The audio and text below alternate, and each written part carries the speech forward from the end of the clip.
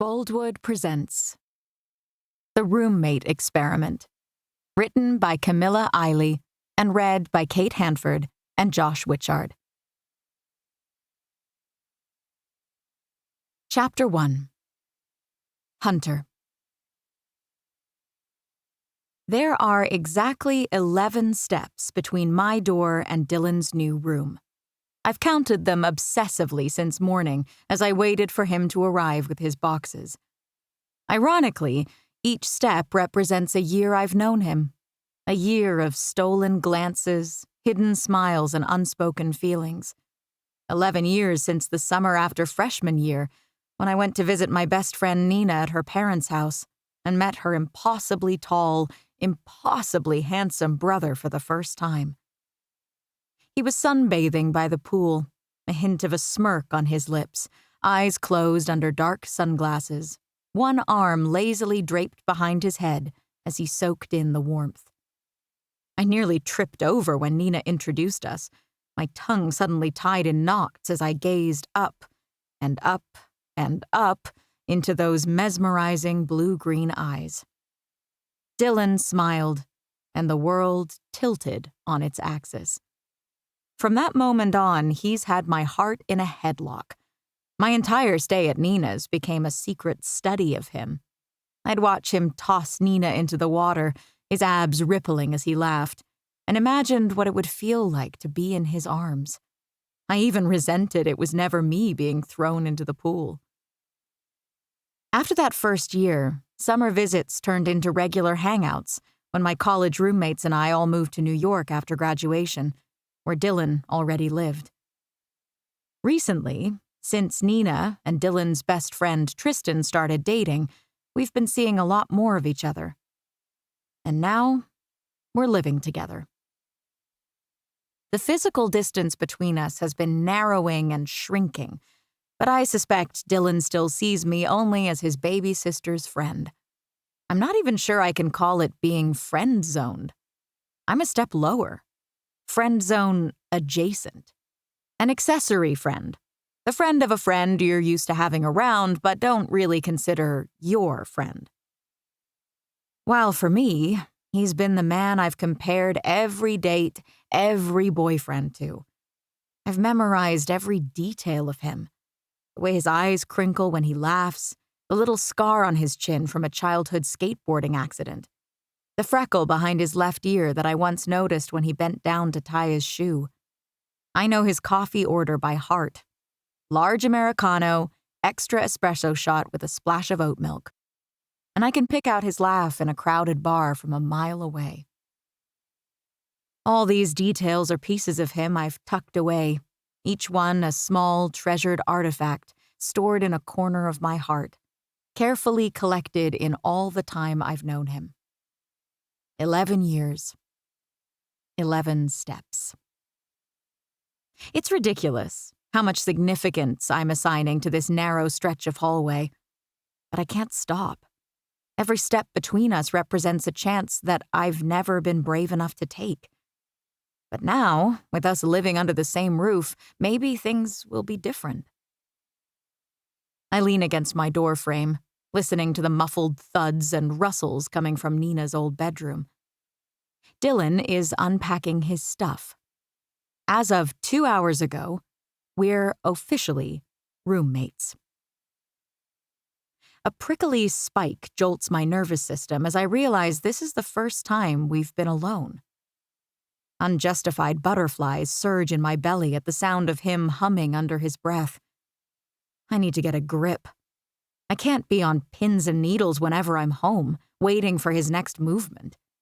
Even if every little thing about him is a tiny hook in my heart. Hunter, you out there? Dylan's voice floats down the hall, and my stomach does a somersault. Yeah, I'm here, I call back, wincing at the slight high-low wobble I don't control. I cross the hall, counting each step under my breath again. 1, 2, 3. By the time I reach 11, I've plastered what I hope is a casual smile on my face. Dylan is standing in the middle of the bedroom, surrounded by boxes and looking unfairly ravishing in a faded t-shirt and jeans. His blonde hair is tousled, and there's a smudge of dust on his cheek that I immediately itch to wipe away. "Hey, roomie," he grins, making my knees go weak. I lean against the doorframe, trying to look nonchalant. "Hey, yourself. Need help unpacking?" I should have offered to help him get settled right away. Dylan runs a hand through his hair, messing it up even more. "Nah, I've got it under control." "Oh." A flicker of disappointment tightens in my chest. Of course he doesn't need my help. Or want to hang out. He probably just wants the Wi-Fi password. Before I blurt out it's pretty fly for a Wi-Fi, he adds, "But I was wondering if you have a spare set of keys, or if I should go get one made." Didn't Nina give you hers?" "No, she was all over Tristan, gushing about moving in together." Dylan rolls his eyes in an unconscious move. He might have openly accepted his best friend and younger sister are dating, but I suspect he still isn't entirely comfortable with their constant PDAs. Must have slipped her mind. "I have Rowena's old keys. You can use those." Rowena was my other roommate, who also moved out today to shack up with a dude, but for entirely different reasons from Nina. Dylan's face lights up, and the warmth of his smile travels all the way across the room. "Really? That'd be perfect, Hunt. You're a lifesaver." My heart dances a little jig at the praise.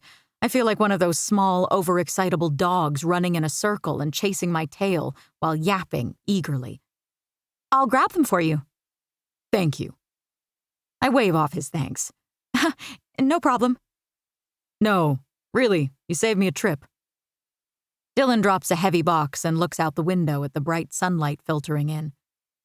"I wasn't looking forward to going to a hardware store in this heat." I'm making his life easier. That's good. What else could I do to make him feel at home? "Hey, do you want me to lower the temperature on the air conditioning?"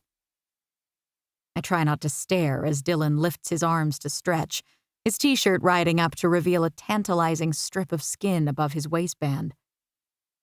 "That'd be great." He wipes a bead of sweat from his forehead with the back of his hand. "Maybe turn it a couple of degrees lower?" I nod, trying not to fixate on the way his t-shirt clings to his chest, slightly damp from exertion. "Sure thing." I turn and skip down the hallway. In my room, I grab the keys from where I tossed them earlier in one of the desk drawers. I almost expect to find them dusty with cobwebs. My best friends moved out only a few hours ago, but it already seems an eternity. Rowena's keychain jingles in my hand as I shuffle dance into the living room, stopping at the thermostat. I turn the wheel all the way down to 68 degrees and shiver when the vent kicks in, the cool air raising goosebumps on my bare arms. Despite the cold, I smile to myself, imagining cozying up with a blanket on the couch later, Dylan sitting beside me as we watch a movie. Wishful thinking, I know. Dylan sees me as a friend, nothing more. Perhaps something less. But I can't stop daydreaming about the countless romantic possibilities of cohabitation. Movie nights that turn into cuddling on the couch, cooking dinner and sharing intimate meals, our hands brushing as we do the dishes together, passion taking over, Dylan grabbing me by the waist and bending me over the counter before he... I close my eyes against the vision. I need to stay grounded in reality. At the rate I'm building castles in the air, I wouldn't be surprised if woodland creatures showed up and started cleaning the house while they sang. I head back to Dylan's room. Here you go. I toss him the keys. He catches them effortlessly, his reflexes as quick as ever. Dylan looks at the keychain, a mini axe encased in clear plastic, the same as a fire emergency tool, and at the writing on the back. break glass in case of bad decisions. He flashes me that heart-stopping grin again, and I have to remind myself to breathe. Interesting keyring. I wince, despite myself. Yeah, Rowena should have kept it. I don't know what's gotten into her to agree to marry a complete stranger for money while pregnant with her ex's baby. Dylan raises both eyebrows, and before he can tell me I'm being judgmental, I lift my hands. I know it's her decision, but I worry. She's my best friend. Dylan's expression softens. Nina's the same. But hey, we know who this guy is. If Adrian West tries anything funny, Tristan and I will make sure he regrets it. His jaw sets into a determined line. Damn, he's so hot when he threatens to protect the people he cares about. It's one thing I admire the most about him, his fierce loyalty to those he loves. And while he doesn't exactly love me or Rowena, his sister does. And for the transitive property, he feels protective of us too. Well, I hope she won't regret moving in with the guy. Dylan lifts another box, biceps bulging. It might sound selfish, but I'm glad the roommate reshuffling worked out despite everything. I couldn't have handled living with strangers. I'm one step below a true friend, but one above a total stranger. Yay me. Hey, with what you're paying for both rooms, you could have gotten a place of your own. Dylan groans dramatically. Ugh. I've never lived alone. I'm not sure I would have liked it. Not a stranger, and preferable to total loneliness. At the speed things are progressing, he'll propose by the end of the week. Don't worry, I'll keep you from turning into a crazy cat lady. Dylan chuckles, which makes me giggle. We dissolve into laughter, and it feels like it has always been us. Playful, effortless, pulsing with togetherness. When our chests stop shaking, his gaze holds steady on mine, and I can't handle it. I look away first. I'll let you finish. Call out if you need anything else. Sure thing. Thanks again for the keys.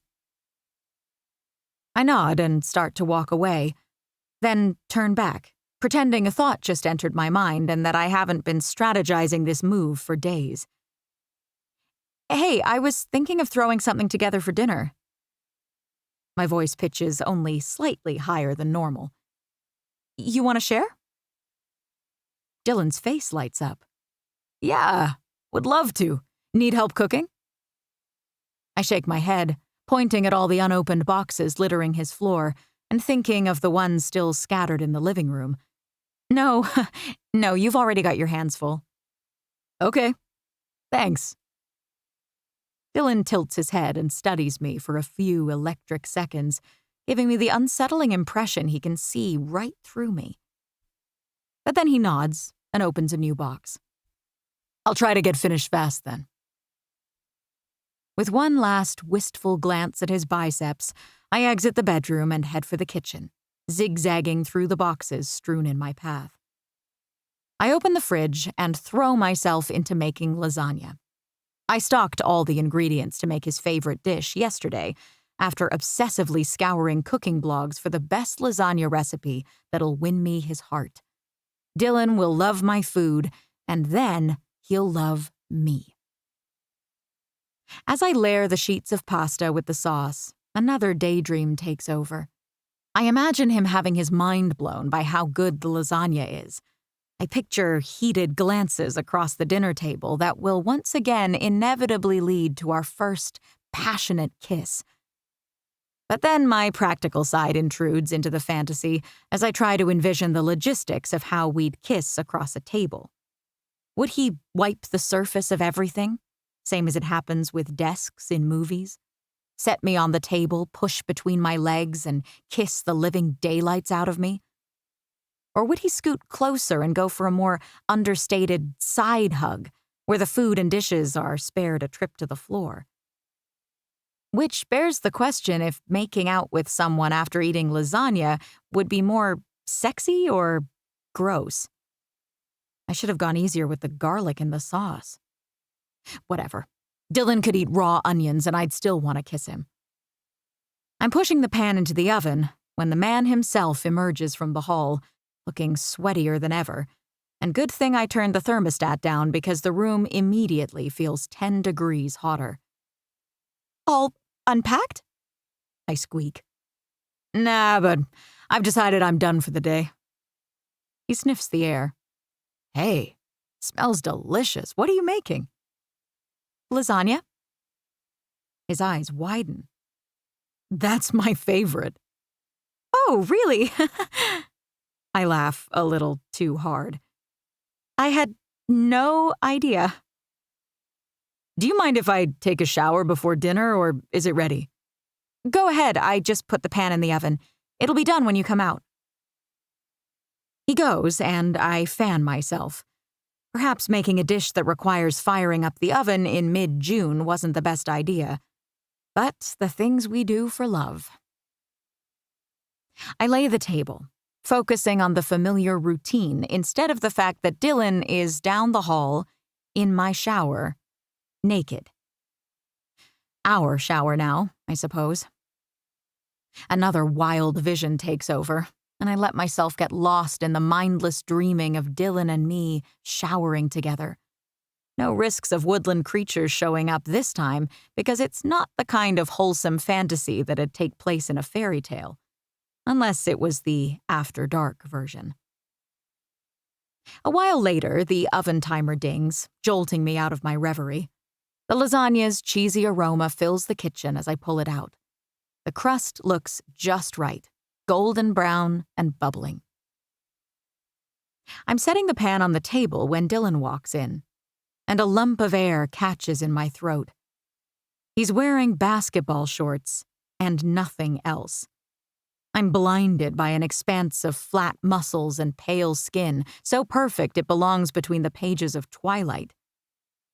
At least he doesn't glitter. But his chest is a work of art, broad and perfectly sculpted with droplets of water still clinging to his body, tracing glistening paths down the planes of his abdomen. His six-pack abs are so clearly defined they could have been carved from marble. And his hair, damp from the shower, curls slightly at the ends.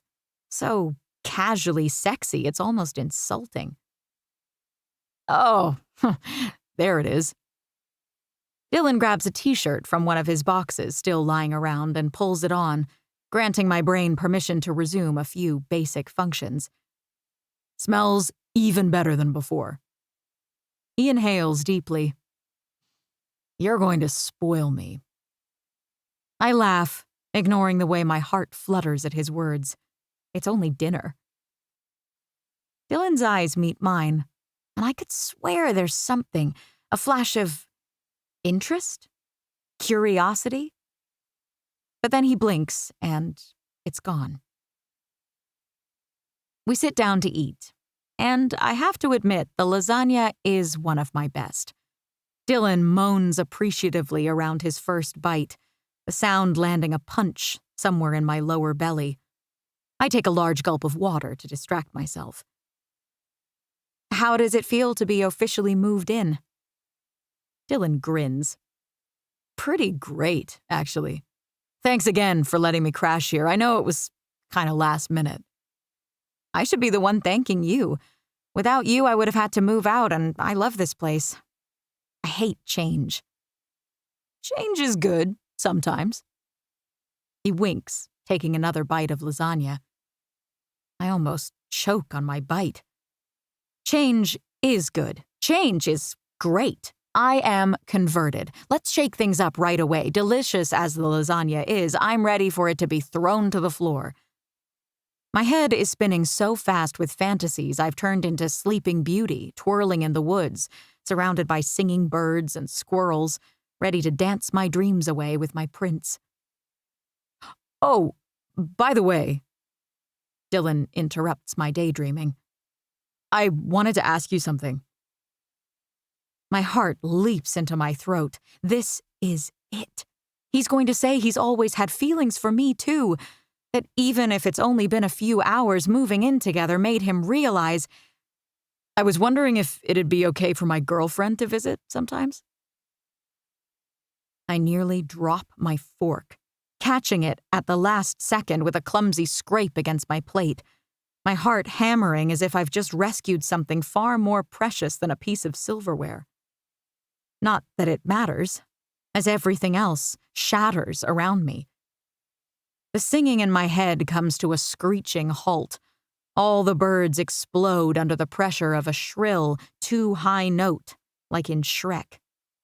And I'm left, shell-shocked, staring at my new roommate. Girlfriend? When did he? How did I not know?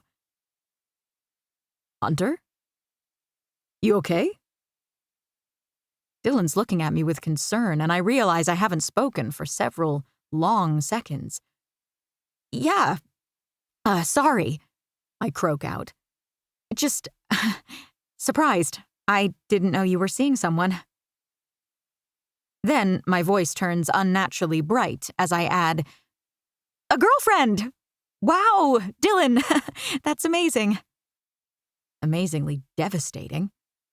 First Nina and now you. New relationships are the best, like walking around with glitter in your veins. Or pushpins, in my case. I need to shut up. Dylan's face relaxes into a smile. It's pretty new. Her name's Olivia. She's great. I think you're really going to like her. I think I'm really going to hate her. But I nod, mechanically. Oh, I'm sure I will. My fake grin is wide enough to break my cheeks. The lasagna, which tasted sublime moments ago, turns to ashes in my mouth. But I force down another bite, determined to pretend everything is fine. Super. A-okay. So, is it okay if she comes over sometimes? Dylan prompts, still waiting for an answer. Of course! I hear myself say, as if from a great distance, my voice bubbling with forced enthusiasm like I'm a morning talk show host. This is your home, too. She's welcome anytime. Seriously, no need to ask. Dylan beams at me, completely oblivious to the way my world is crumbling around me. Thanks, Hunt. You're the best. I force another smile, but inside I'm splintering. The fairy tale I've been spooling in my head all day shatters, replaced by a grim reality where my Prince Charming has shown up at the castle gates with a different princess in tow. As Dylan launches into the improbably romantic story about how he met Olivia, I nod along, making appropriate, cheerful noises at the right parts. But my mind is elsewhere, counting those 11 steps again. Only now they don't represent the years of knowing Dylan. They symbolize the insurmountable distance between us, a chasm I foolishly thought I could bridge, but that has never been wider. 11 steps away, an entire world apart. Chapter 2. Dylan. I fucked up, but I have no idea how. Hunter hasn't stopped smiling since we sat down to dinner. But halfway through the meal, something about it has started to feel off. Like that forced grin has been ironed onto her face. Her energy is different. Too bright, too bubbly. Like she's overcompensating for something. I do a mental inventory of our conversation, but I can't point what I said or did to upset her, or when exactly the shift happened. I just know I did it. Things were going well. Friendly banter, easy quips, and now this synthetic politeness has wrapped around us like a creeping fog. I look at her, and she gives me a 32-tooth smile in return. But it doesn't reach her eyes, their usual warmth replaced with a glossy, distant sadness. I sound insane, but I'm sure something is up. I'm not making things up. Like when I got up to refill the water pitcher and I caught her off guard. She thought I had my back turned and had dropped her head in her hands. Her shoulders sagged in a way that confirmed my instincts. And now, even though she's smiling at me and offering cheerful quips, she's barely touched her lasagna, and when she does take a bite, it's small, mechanical, like she's forcing herself to swallow it against a gag. Which doesn't make sense, the lasagna is delicious. Since I've scarfed down all my pasta, and Hunter doesn't seem interested in finishing hers, I offer to do the dishes, anything to ease the strange disconnect. I'll clean up. I give her my most charming smile. Only fair, since you cooked this amazing meal. Hunter glances up, meeting my eyes briefly. Sure, thanks. She nods, but her tone lacks real warmth. As she stands up, her long, dark hair falls down her back, swaying slightly as she moves to the counter. She tears off a sheet of aluminum foil with a crisp, metallic sound that slices through the quiet, jagged and precise. Her movements are rigid as she carefully wraps the metal sheet over the casserole of lasagna leftovers. Hunter drops it in the fridge and closes the door too enthusiastically, making it slam. Should be good also tomorrow. Lasagna always tastes better the next day. I give her an open smile. Lasagna magic, right? Hunter flashes a quick, robotic smile, her jaw tight as her eyes flick to the doorway, betraying her eagerness to escape. Fuck, the awkwardness is painful. Stretching my back, I stifle a yawn, exhausted from hauling 1,000 boxes. I gather our plates and deposit them in the sink. Hunter jumps out of my way, almost comically. I eye the pots and pans and suddenly feel too tired to tackle the washing tonight. Tomorrow. I'll deal with them in the morning when I'm not dead on my feet. I'm about to head to the living room and collapse on the couch when I catch Hunter's gaze lingering on the sink, her dark eyes fixed on the unwashed dishes. She presses her lips into a thin line, and I can sense the disapproval radiating off her. Well, at least it's a genuine reaction. I sigh, a familiar frustration bubbling up inside me. Please don't tell me you're one of those. I half joke. Hunter raises an eyebrow. Those what?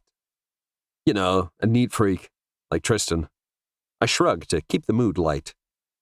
I'm not a neat freak, Dylan. Her eyes flash with annoyance.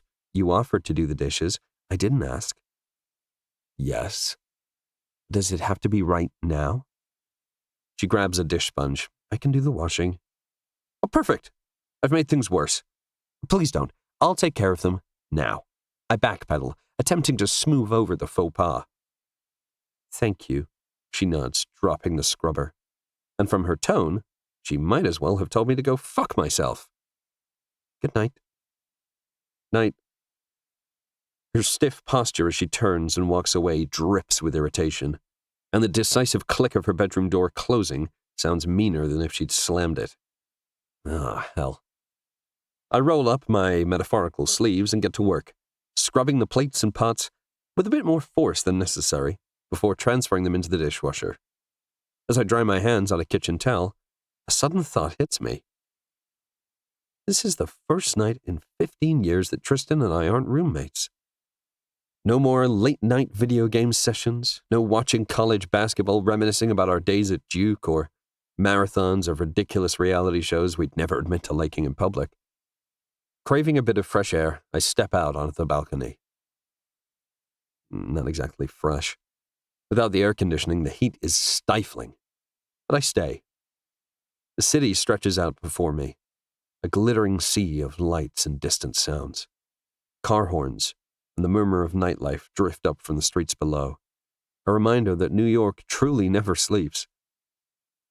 I lean against the railing, letting the warm night breeze ruffle my hair and the energy of Manhattan wash all over me. The vast stretch of lights makes my problems seem small in comparison.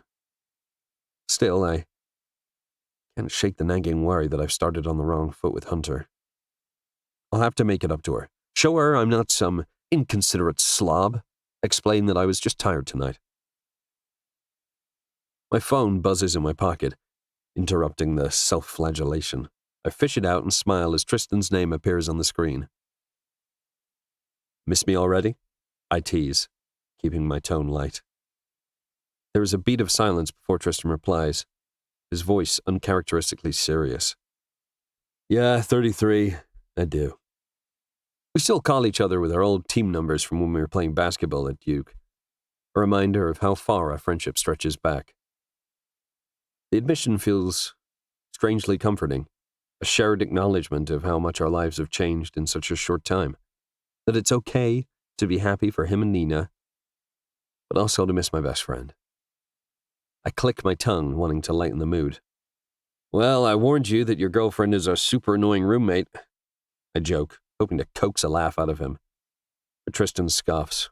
Nah, Nina's great, no complaints there.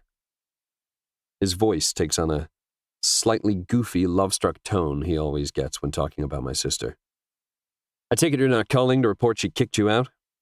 Nah, she's showering, Tristan replies, and I can practically hear the smirk in his voice.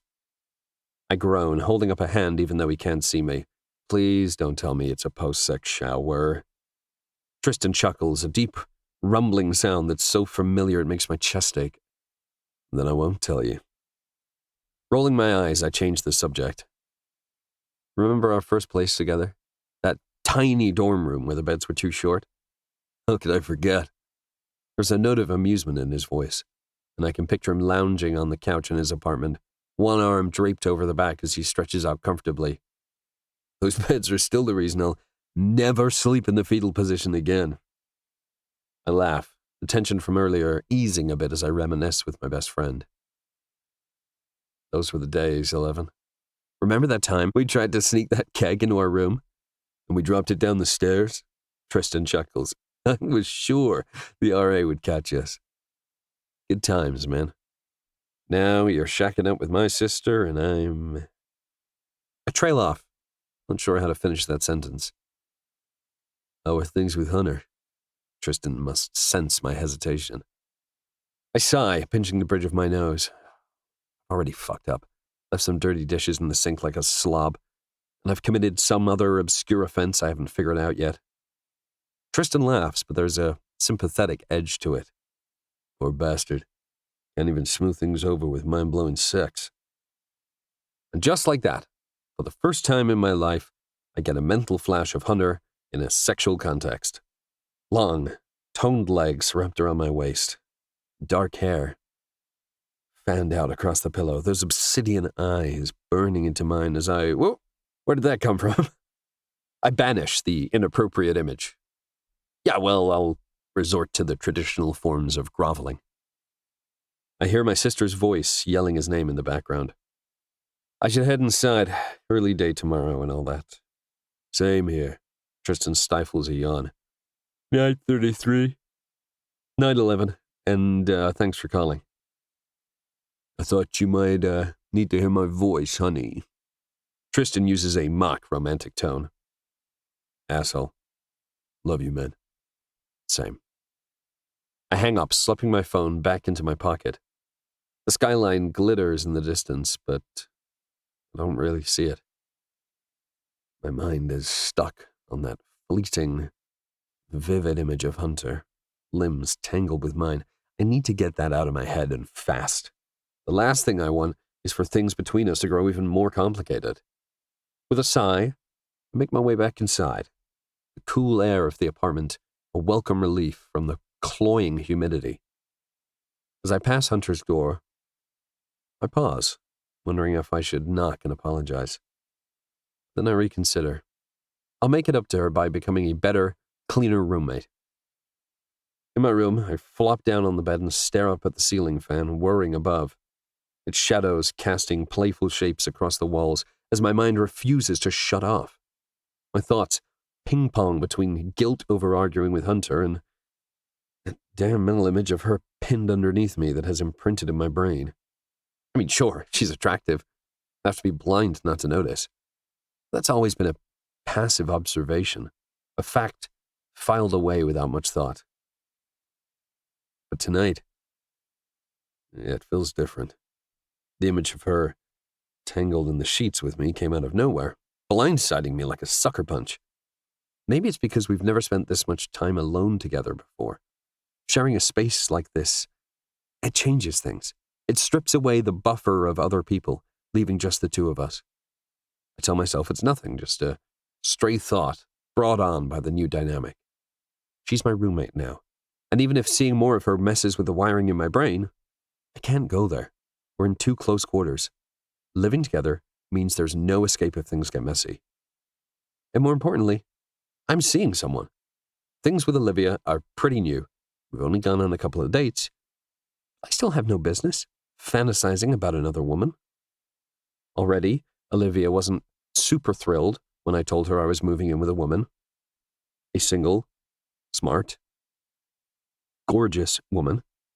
I groan, covering my face with my hands. This is not how I pictured my first night in the apartment going. I need to fix this, and fast. Tomorrow, I'll wake up early, make breakfast as a peace offering, and apologize for whatever incomprehensible offense I committed. It's a solid plan. Just as I doze off, my phone lights up with a message. Olivia, how's the new place? New roommate nice? I stare at the screen, guilt churning in my stomach as Hunter's face flashes in my mind. How do I even begin to answer that? Chapter 3. Hunter. I'm sprawled on my bed, the buttery glow of the nightstand lamp softening the edges of my room. Shadows stretch lazily across the pale blue walls, turning the dark wood of my bookcase into an inky silhouette. The earthy scent of paper and wax drifts from the candle I've lit, heavy and clingy, more oppressive than soothing. My gaze catches on the bookshelves, their carefully organized rows of novels, textbooks, and engineering manuals stacked with obsessive precision, each one perfectly aligned by subject and size. Across the room, my laptop glows faintly on the tidy desk, surrounded by carefully labeled files and a mug of perfectly aligned pens. The screen is stuck on a spreadsheet of color-coded data, an unfinished report for the engineering consulting firm I work for. The closet door is slightly ajar, revealing clothes hung in perfect rainbow coordination, all facing the same direction on identical hangers. Okay, maybe I'm a bit of a neat freak. But if anyone asked, I'd deny it. I shift uncomfortably, fingers brushing the cool sheets covered in tiny constellations and math formulas. I trace the white shapes over the pastel lilac cotton, wishing an equation could solve the mess in my head. But the cute starry patterns bring no solace, as regret claws at my insides. Groaning, I bury my face into the pillow, cringing at the memory of how I acted like a total bitch to Dylan. I took out my frustration about his new girlfriend on him, griping about dirty dishes. Yeah, it annoys me when someone leaves them in the sink to get that gross, slimy residue that's impossible to scrub off afterward and that attracts every fruit fly in New York. But let's be real. I snapped at him because I was mad my roommate's to lover's dream had gotten crushed. My stomach churns anxiously. Did I completely ruin our semi-friendship? Is Dylan already regretting taking up his sister's lease? Footsteps echo in the hall, and my heart stops. Two shadows take shape under my door. Dylan's feet? Why is he standing outside my room? Is he as upset about our fight as I am? I hold my breath, pulse pounding, waiting for him to knock, to speak, to reassure me he's dumped his girlfriend and all my fantasies can still come true.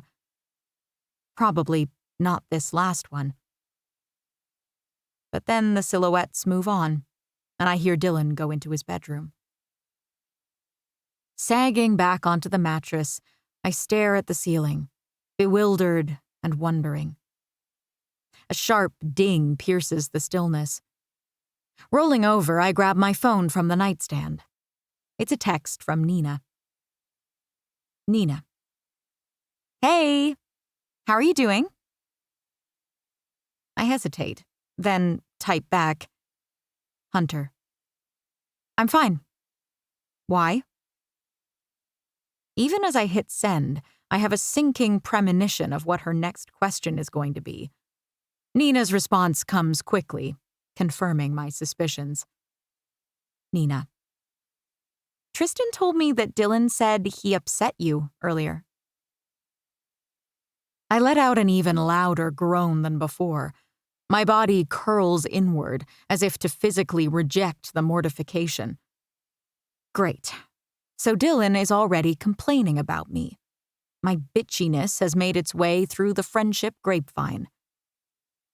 Honestly, I deserve it.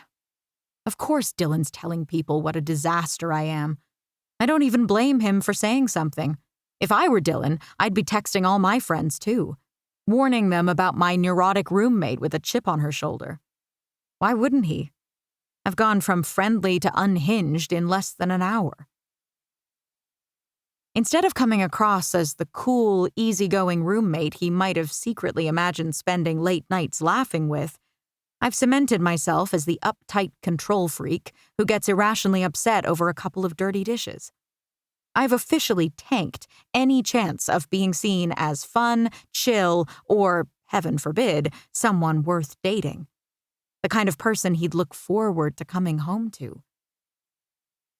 He probably thought I was at least normal when we moved in together. Now he knows the truth. I'm a dickhead who vented her frustration on him for no good reason. He has no idea why I really flipped out on him. Dylan must be so confused. Way to go, Hunter. Even if I were remotely on his radar before tonight, which I wasn't, this just solidified my place as not girlfriend material. No, scratch that. Not even want to casually hang out with material. That's probably why he was lurking outside my door, to tell me this has all been a mistake, that he's moving out and going to live happily ever after with Olivia. My fingers fly across the screen, tapping rapidly as I go all out to play it cool. Hunter. I was tired and snapped at him about the dishes. You know how I can be about that stuff. I'm sorry if I upset him. It's no big deal. I'll smooth things over tomorrow. Nina's reply pops up. Nina. Yeah, typical. When my brother says he'll do something, he means eventually. But are you sure there's nothing else? Tristan thought there was more, based on what Dylan told him. Holy fucking hell. What did Dylan say to Tristan? Did he guess the reason I was upset? No, that's impossible. I practically asked to become BFF with his girlfriend and have regular sleepovers. He can't know it's about Olivia. I prop myself on one elbow as I reread the message, chewing my lip. Should I confess to Nina about my massive crush on her brother? My gaze flickers to the framed photo on my nightstand. Me, Nina, and Rowena in matching pink Elle Woods costumes, drenched but grinning ear to ear on the Halloween night we first became friends. Could I really admit my fixation on her brother after all this time? My thumb hovers over the keyboard, my heart squeezing. What would I even call it? An infatuation? Obsession? It feels so intense, so all-consuming, but can you truly be in love with someone who barely knows you're alive? And what's the point now that he's officially off the market? After staying silent for 11 freaking years, do I tell Nina the second her brother is no longer available? I almost confide in her, but I chicken out at the last second, typing a deflective response. Hunter. No, it was definitely the dishes thing. Promise. I close my eyes, letting out a shaky exhale. Crisis averted. Suspicions brushed off. But an uneasy dissatisfaction lingers. I bite my lip, torn between the fear of exposing my true feelings and the urge to pry, to find out more about the woman who's stealing my dreams. Before I can stop myself, my thumbs are flying across the keyboard again. Hunter. Hey, random question. Did you know Dylan had a girlfriend? The moment I hit send, my stomach drops. What am I doing? I want to reach through the screen and snatch the words back, but it's too late. Nina has already read the text. Crap. I bite my lip harder as I roll over the bed, waiting for her response, wondering if I've said too much, if my best friend can read past my bullshit. The 3 dots signaling Nina is typing pop up immediately, but her actual reply takes forever to come through. I shift restlessly, running an agitated hand through my hair and tugging it over my shoulder as I stare unblinking at the screen. Shit. Did my question about Dylan's girlfriend give away what's really on my mind? The suspense is killing me. I hop off the bed, pacing around the room to work off the nervous energy. I blow out the candle on my desk, crack open the window to let the smoke drift outside, and snap my laptop shut. Once the air clears and the summer heat starts to creep in, I shut the window again and settle on the bed, hugging my knees to my chest, just as a new message from Nina pops on the screen. Nina. Yeah, he mentioned going on a first date last week. Didn't know it had progressed to something official. Why? A prickle stings my eyes and I rapidly blink it back. Call it a hunch, but I get the distinct sense that this carefully neutral response isn't what Nina initially wrote. As if she's figured out my pathetic crush on Dylan, but we're both studiously skirting around the topic.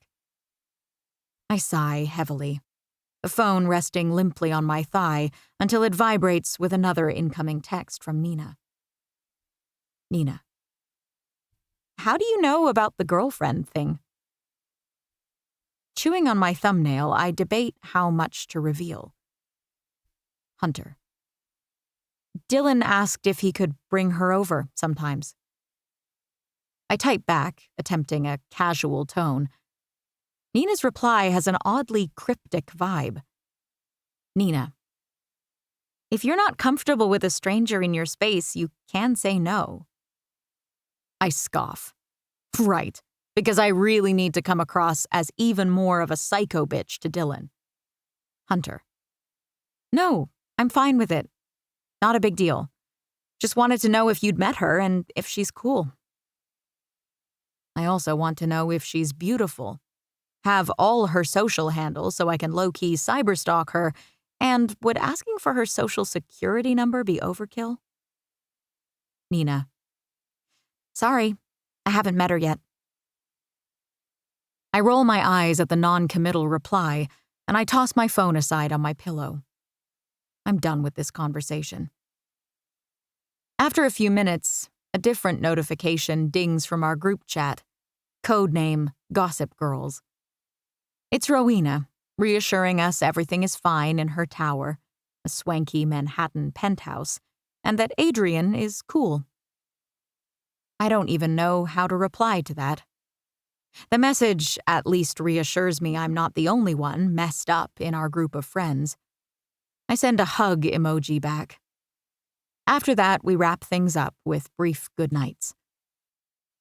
Slumping down, I flick off the bedside lamp, flooding the room with inky blackness.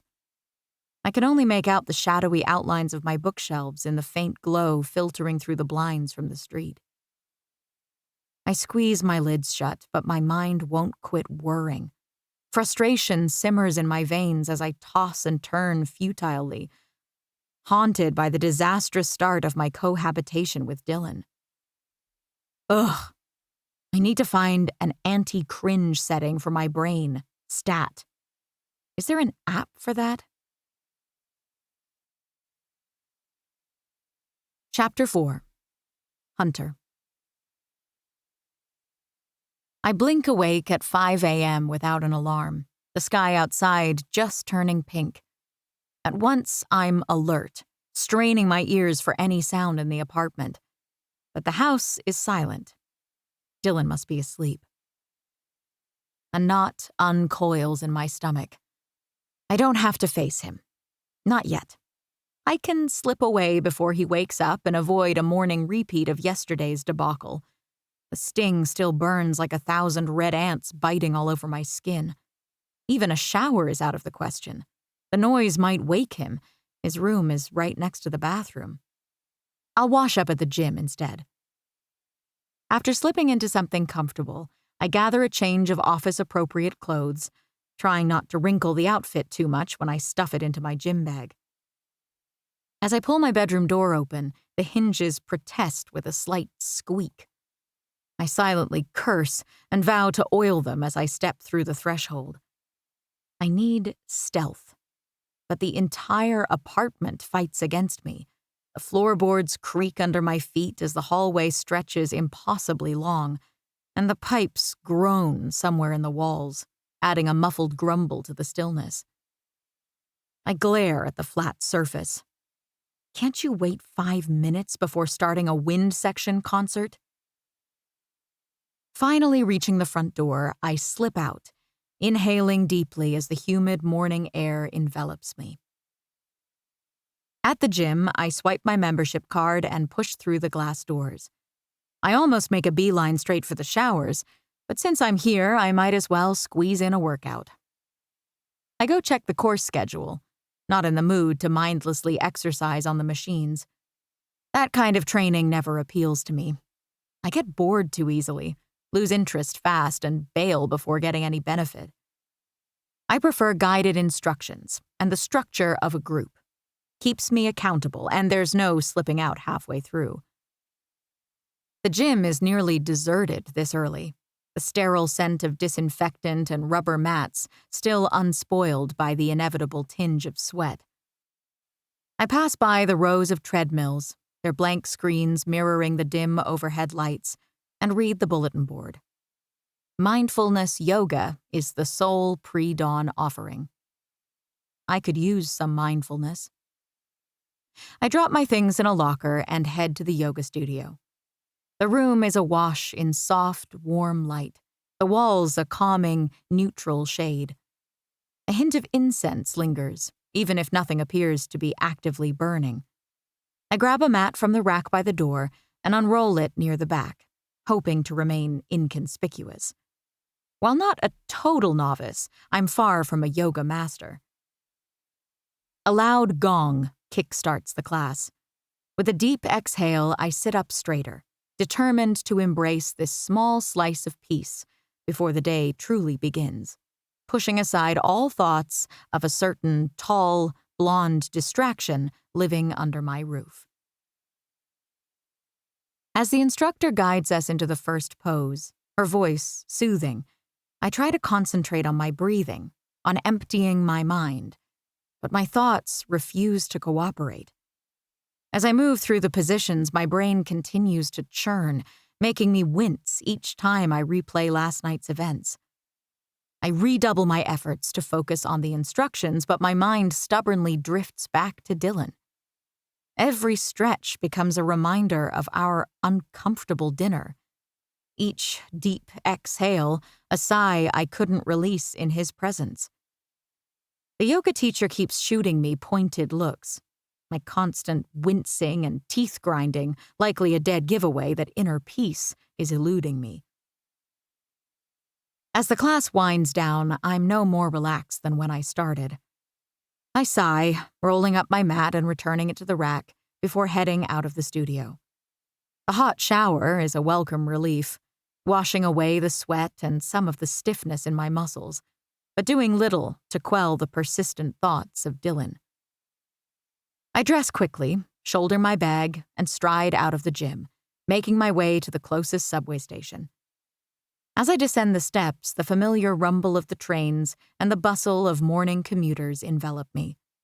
I find solace in the journey's anonymity, my thoughts finally quieting as I lose myself in the city's rhythm. By the time I exit the subway, I need another shower. Thankfully, a blast of air conditioning engulfs me as I step into my office building. The sleek, glass-walled lobby is already bustling. Business suits brush past each other, briefcases in hand, as they head toward the elevators. It's another Monday morning at Winton Engineering Solutions, and the office promises the usual battlefield of egos and power plays. But today, I'd rather be at work than face the minefield of conflicting emotions waiting for me at home. I want to see Dylan. I crave our next encounter. But I also want to avoid him like the plague. The elevator ride to the 24th floor is as quick as it is silent. The doors glide open onto a series of interconnected hallways lined with glass-walled offices, each door bearing the name of a different engineer, and larger meeting rooms that make up the heart of the firm. From up here, the Hudson River glitters in the distance, the sun catching the ripples of water in a dance of light and shadow. The Manhattan skyline stretches out beyond it, a steel and glass jungle that is both a comfort and a cage.